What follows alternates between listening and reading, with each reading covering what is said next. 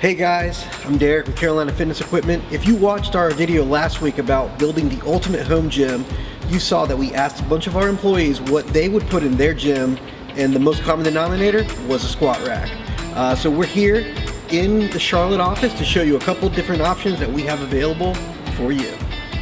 A great option to have are the Dyna Body squat stands. They're easy to move, they don't take up a lot of space, and they hold a lot of weight. They also have weight pegs on them for extra support. So one of the most popular models we have is the basic squat rack. It's a smaller footprint. It comes with your spotter arms and adjustable J hooks, and it also has the pull-up bar option. It's a good price, a great value for your home. Our final option today would be the Dynabody JC2 rack.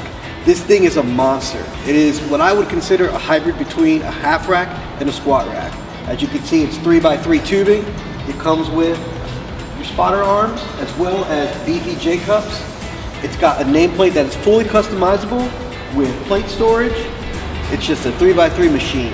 It's a great quality for any home gym. Hey guys, thanks for watching the video today. Make sure you catch the rest of the video series about building a home gym, and make sure you comment below, let us know what you thought of the video and any other content you'd like to see.